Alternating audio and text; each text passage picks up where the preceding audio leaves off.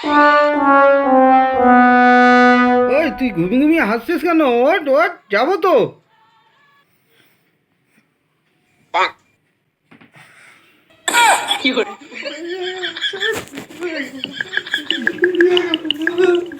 ওখানে গিয়ে ব্রেকফাস্ট করবো, কচুরি খাবো ভেবেছিলাম।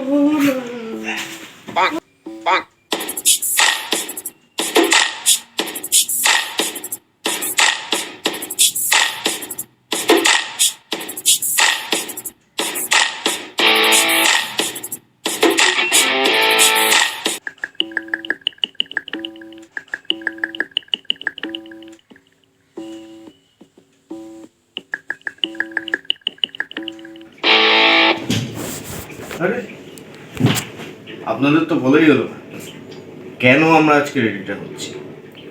হ্যালো বন্ধুরা, আমি শুভজিৎ। হাই বন্ধুরা, আমি কল্যাণ। আজকে আমরা চলেছি সাদের খোঁজের পক্ষ থেকে একটা ছোট্ট ট্যুরে, দীঘা। লকডাউনের পরে এই প্রথম আমরা বেরোতে চলেছি, তাই আমাদের মনের মধ্যে মানে কিরকম চলছে, এতদিন পরে বেরোচ্ছি বাড়ি থেকে, তো সেটা নিয়ে আপনাদের বলে বোঝাতে পারবো না। তাই এই ট্যুরটায় আমাদের প্রচন্ড আনন্দ করার ইচ্ছা আছে। আপনারা আমাদের সঙ্গে থাকবেন, আমরা একসঙ্গে আনন্দ করব আর পুরো ট্যুরটা এনজয় করবেন। চলুন তাহলে বেরিয়ে পড়া যাক।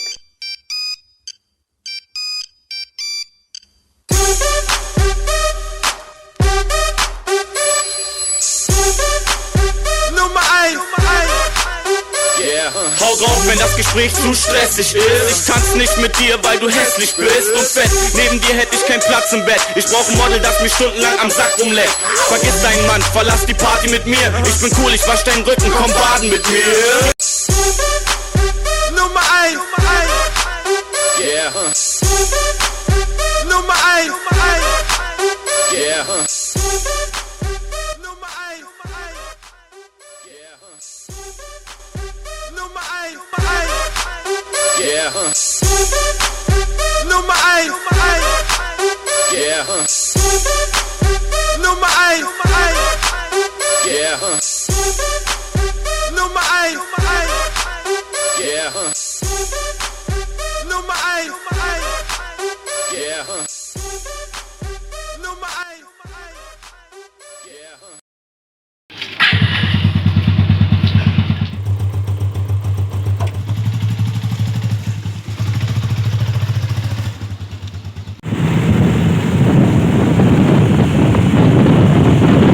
Yeah.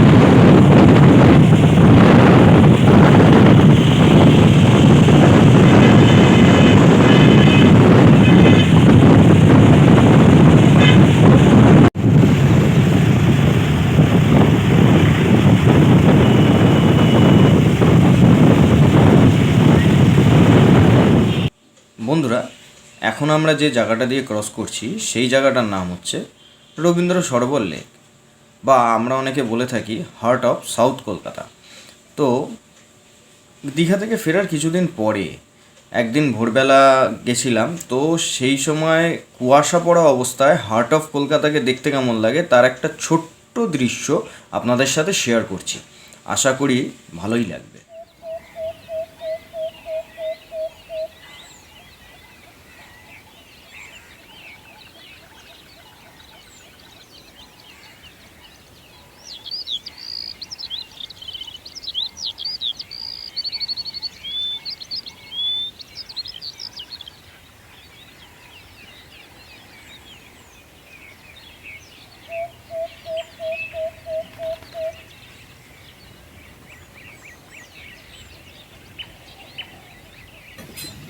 কুয়াশায় ভেজা রবীন্দ্র সরোবর শীতের ভোরে যেন এক নতুন রূপ নেয়।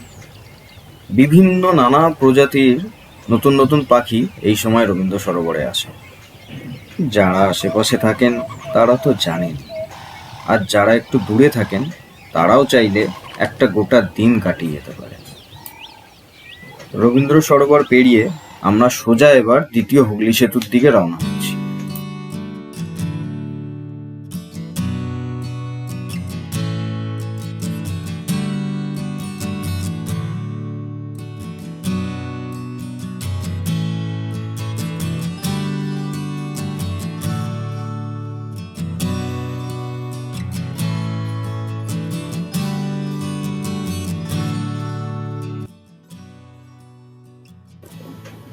এখন আমরা এসে পৌঁছেছি এশিয়ার দীর্ঘতম ও নদীর ওপর দিয়ে তৈরি হওয়া দীর্ঘতম ব্রিজ বা সেতু, যা বিদ্যাসাগর সেতু বা দ্বিতীয় হুগলি ব্রিজ নামেও পরিচিত। এই সেতু 822.96 মিটার বা 2700 ফুট লম্বা। এই ব্রিজ চালু হয় 1992 সালের 10ই অক্টোবর। এই সেতু নির্মাণ করতে মোট খরচ হয় 388 কোটি টাকা।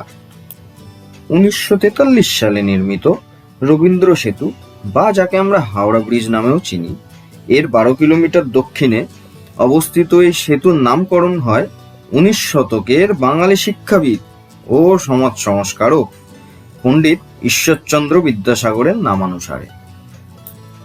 এখন আমরা এই সেতু পার করে কোনা এক্সপ্রেসওয়ে ধরে সোজা গিয়ে উঠব বম্বে কলকাতা হাইওয়েতে, আর সেই রাস্তা ধরে আবার সোজা গেলে কোলাঘাটে গিয়ে পৌঁছাবো।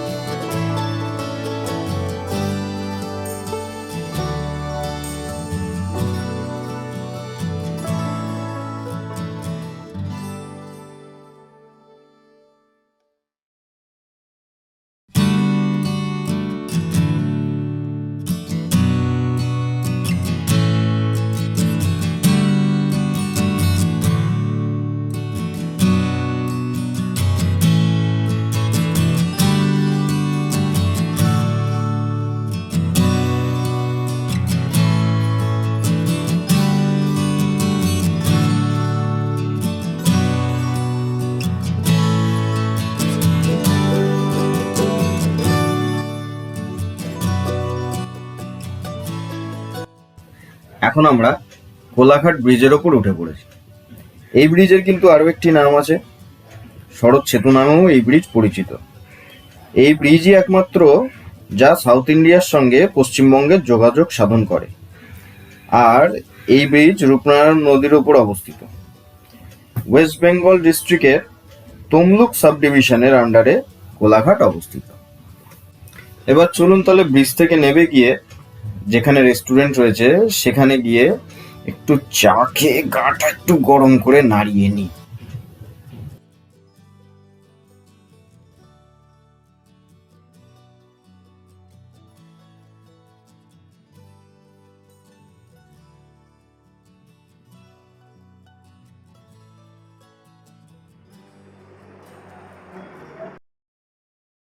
একদম কেএফসির পাশে এই দোকানে আমরা চা খেতে এসেছি।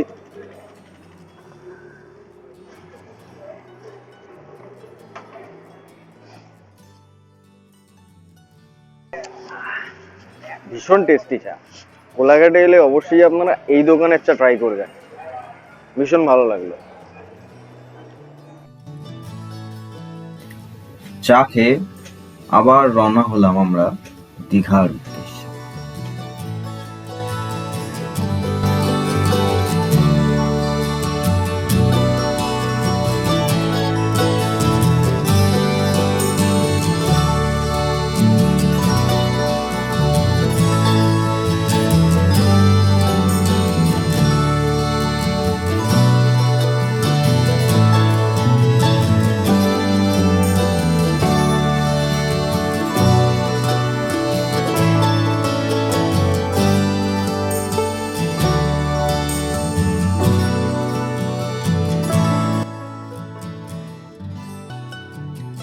নন্দকুমার মোড় পেরিয়ে অনেকটাই এসে গেছি, প্রায় আর 40-45 কিলোমিটার গেলেই দীঘা পৌঁছে যাব, তাই মাঝে রাস্তায় একটু দাঁড়িয়ে নিলাম।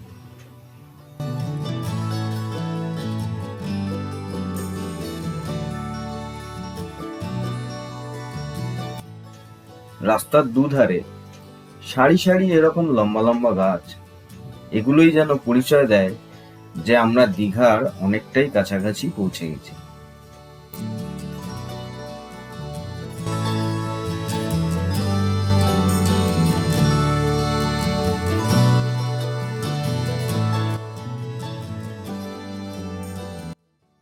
দীঘায় ঢোকার আগে 116B জাতীয় সড়কের উপর নির্মিত একটি প্রবেশদ্বার, যা দীঘার গেট নামে পরিচিত। বাংলার গোয়া হিসেবে পরিচিত দীঘা শহরে ঢোকার মুখেই তৈরি হয়েছে এই বিশাল আকার গেট। এটি তৈরি হয়েছে পূর্ব মেদিনীপুর জেলা সৈকত শহর দীঘার কাছেই ঘেটসাই মৌজায়। এই গেটটি তৈরি করেছেন দীঘা শঙ্করপুর উন্নয়ন পর্ষদ। এই গেটটিকে কিছুটা নৌকার মতো আকৃতি দেওয়া হয়েছে মৎস্যজীবীদের অনুপ্রাণিত করার জন্য।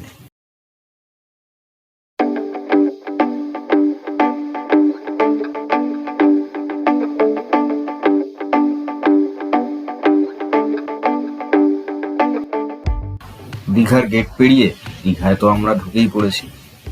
এবার এই রাস্তার ডান দিক নিয়ে প্রথমে আসবে ওল্ড দীঘা।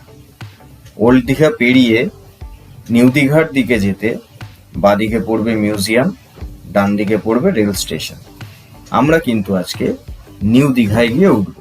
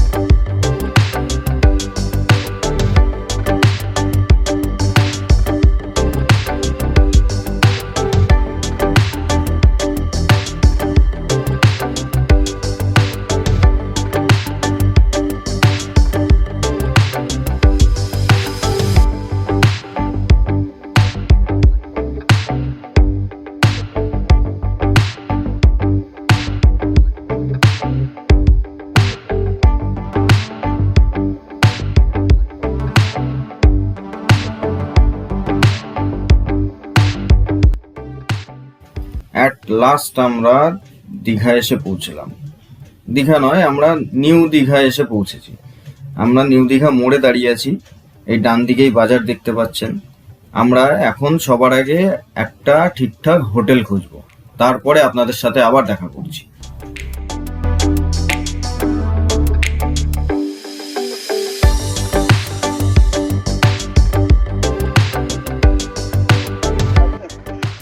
এইমাত্র আমরা এসে পৌঁছলাম এই প্রান্তিক হোটেলে।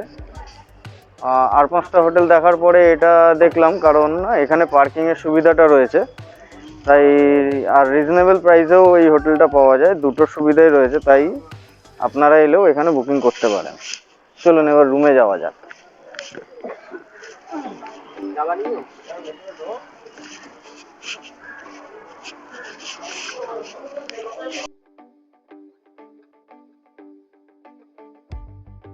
রুমে ঢোকার আগে আমরা বলি, আমাদের সামনে যাতে হোটেলের রুমগুলো স্যানিটাইজ করে দেওয়া হয়। তো সেটা শুনে হোটেলের স্টাফরা বললেন যে ওনারা আগেই স্যানিটাইজ করে রেখে দিয়েছেন। সেটা শুনে আমার যথারীতি বিশ্বাস হয়নি। সেটা বুঝতে পেরে তারা বললেন যে ট্যুরিস্ট এসে চলে যাবে, কিন্তু যদি কোনোভাবে ট্যুরিস্টের থেকে হোটেলের কোনো স্টাফের কোভিড ধরা পড়ে, তাহলে হোটেল ততদিন বন্ধ রাখতে হবে যতদিন না সব স্টাফেদের নেগেটিভ রিপোর্ট আসছে। তাছাড়া আপনারাই দেখতে পাচ্ছেন আমরা নিজেরাও স্যানিটাইজার ক্যারি করছি। যতটা সম্ভব আমরা নিজেরা নিজেদের প্রোটেকশন নিতে পারি, নিজেরা যতটা সেফটি মেজার্স মেনে চলতে পারি সেই জন্য। তাছাড়া আমাদের সাথে রয়েছেন কোভিড ভ্যাকসিন প্রো কল্যাণদা অন দ্য রক্স। উনি কোনায় কোনায় খুঁজে ভাইরাস মারছেন। দেখুন ডান দিক বাদিক কোথাও যদি কোভিড ভাইরাস থেকে থাকে তার পালানোর কোনো উপায় নেই, গতি নেই, মরতেই হবে স্প্রেতে। স্প্রের পর্ব শেষ হলো, এবার একটু ভালোভাবে ঘরটা দেখে নেওয়া যাক। রুমটা দেখে যেটা বেশি ভালো লেগেছিল যে টিভি, হেলমেট রাখার জায়গা, সেটা ছাড়াও একটা বেশ ওয়ার্ড্রপ রয়েছে জামা কাপড় রাখার জন্যে। তাছাড়া বসার সোফা রয়েছে। এছাড়া অ্যাটাচ একটা বারান্দাও রয়েছে। হয়তো আমরা সমুদ্র দেখতে পাবো না, কিন্তু পিছনের ভাঙা বাড়িটা দেখতে পাচ্ছি যেটা তৈরি হচ্ছে। আর এদিকে রাস্তা ফাঁকা রয়েছে, যেখানে অল্প বিস্তর মানুষজন দেখা যাবে। সেই জন্যেই আমরা একদম লাস্টের রুমটা নিয়েছি। দুজনের জন্যে একদম সস্তায় ছিমছাম রুম পাওয়া গেছে। কাপলরা আসতে পারেন, হাজব্যান্ড ওয়াইফ বা বন্ধু বান্ধব, 2-3 জনের জন্য এনাফ। আর এই রুমের ভাড়ার ব্যাপারে অনেক কিছু বলার রয়েছে, তাই সেই ব্যাপারে আপনাদের পরে আমি বিস্তারিতভাবে বলছি। বাইক চালিয়ে এত দূর আসার পর আমরা হোটেলে ঢুকে পড়েছি দুজনে। এবার একটা ছোট্ট শট নিতে চলেছি, যেটা প্রত্যেক ব্লগার, ট্রাভেল ব্লগার নিয়ে থাকে। আপনারা প্রত্যেকের ব্লগে দেখেছেন, তো আমরাও সেই লোকটা ছাড়তে পারলাম না, তাই এই শটটা আমরা নিতে চলেছি, আপনাদের সাথে শেয়ার করছি।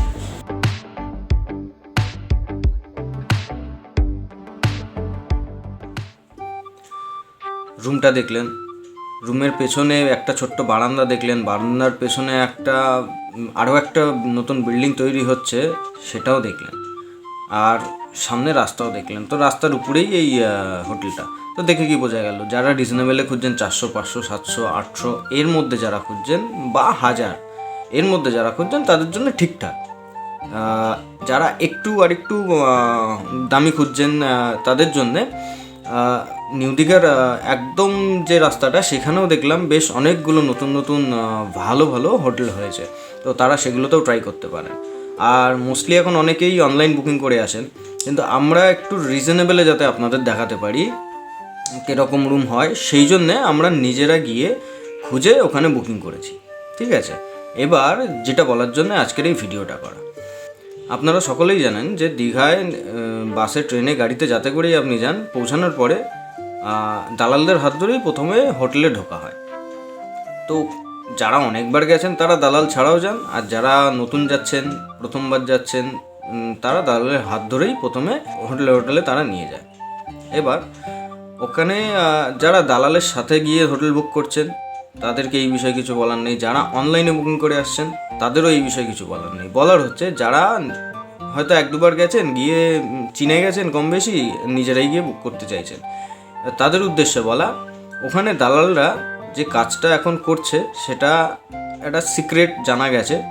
সেই জন্যে সেই সিক্রেটটার ব্যাপারেই আপনাদের একটু বলে রাখি, তাহলে আপনারাও অনেকটা সতর্ক থাকবেন।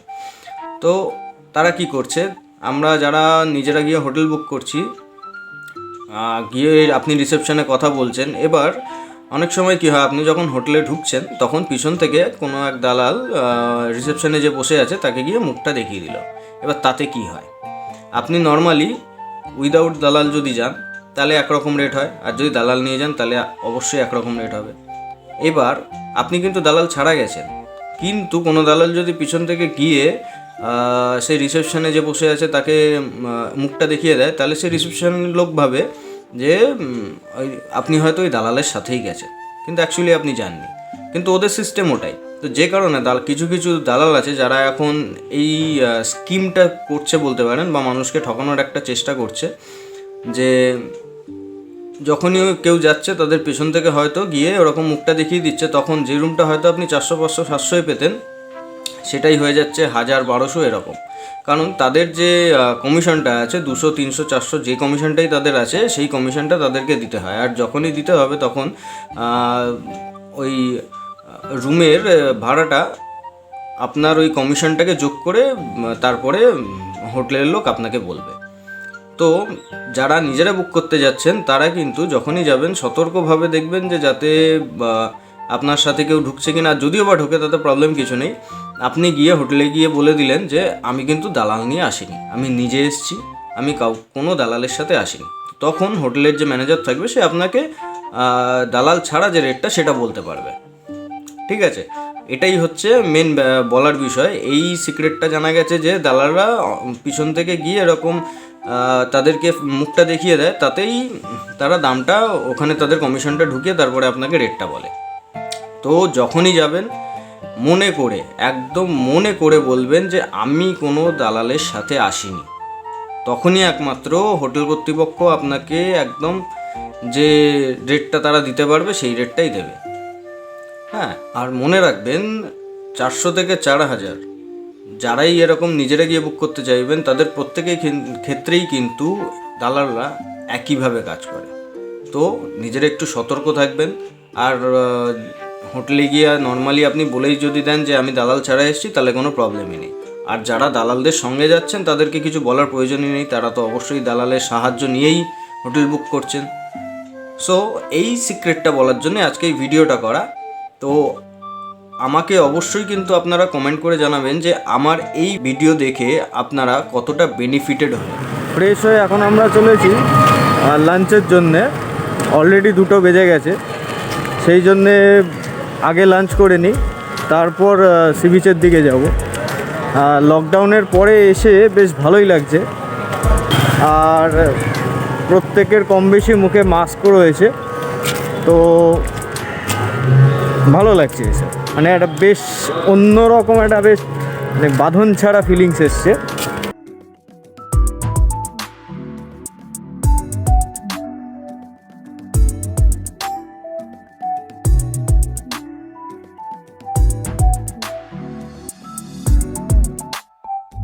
এই হোটেলে অনেক কিছুই দিয়েছে, তার মধ্যে করলাটা আমার একটু আলাদা রকম লাগলো। মনে হচ্ছে বেসন দিয়ে ভাজা সেরকম কিছু একটা। আর এখানে ডাল রয়েছে, ফুলকপির তরকারি রয়েছে, মাছের ঝোল, আর একটা কিছু একটা ছেঁচড়া টাইপের তরকারি, আর চাটনি।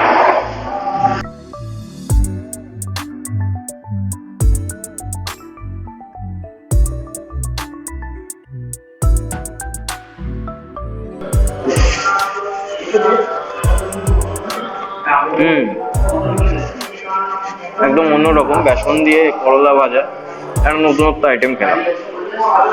সাধারণত আমরা সিম্পল ভাজা খেয়ে থাকি, এটা একটু অন্যরকম, ট্রাই করবেন। আমরা সর্ষে বাটা দিয়ে ঝোল, মাছের সাইজও খারাপ না।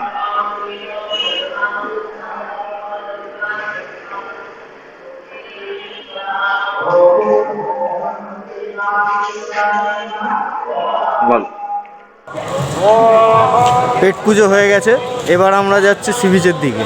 একদম গুটি গুটি পায়ে এগোচ্ছি। মনের ভিতরটা না কেমন একটা আনজান আনজান করছে, মনে হচ্ছে গিয়ে এখনই নেমে পড়ি সমুদ্রে। যাই হোক, চলুন দেখি। আর এখানে জগদ্ধাত্রী পুজো হচ্ছে, ওই জন্যে মন্ত্রটা শুনতে পাচ্ছেন।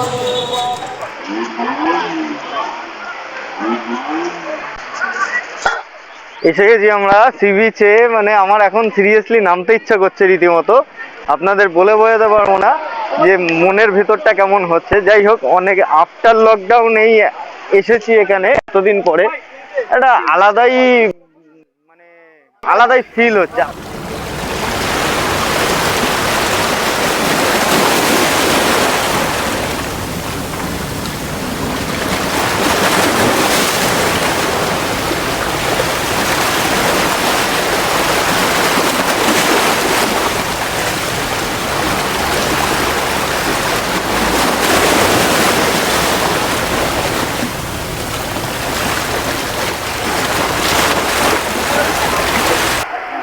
সি বিচের ধারে বসে এরকম রোল পাপড় খাওয়ার আলাদা একটা মজা আছে, তাই জন্য দেখে লোভ সামলাতে পারলাম না, তাই খেয়ে নিচ্ছি।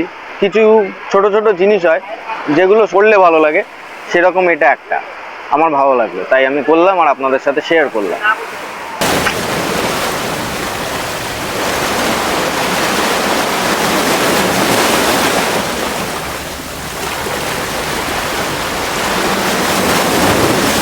লকডাউনের আগে যখন এসেছিলাম তখন এই জেট স্কিটা চোখে পড়েনি, হয়তো ছিল।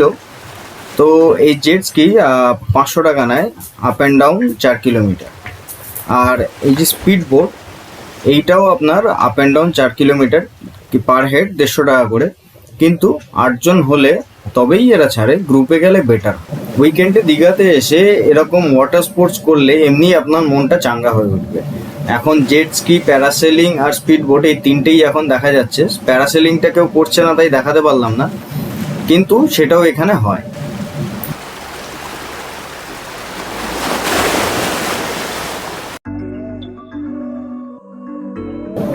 দীঘার বিচে যাওয়ার রাস্তায় এরকম কাবাব আর ফ্রাই এর দোকান আপনারা অহরহ দেখতে পাবেন। চলুন এবার একটু দামগুলো জেনে নেওয়া যাক।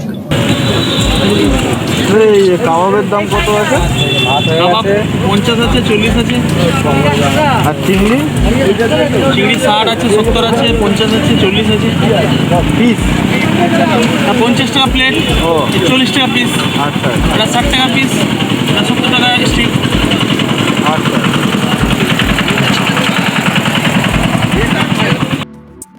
আমরা একটি ফিশ টিক্কা কাবাব এবং একটি চিকেন তন্দুরি অর্ডার করি ইভিনিং স্ন্যাক্সের জন্য।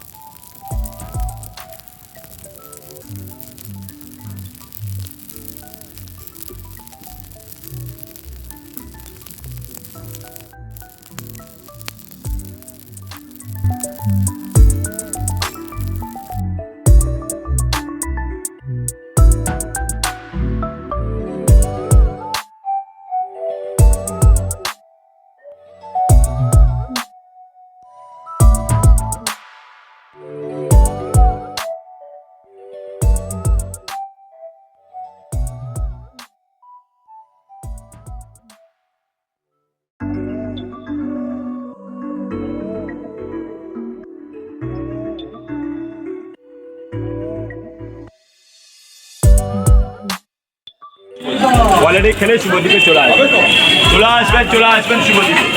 আর দুটা তরকা, চিকেন কষা,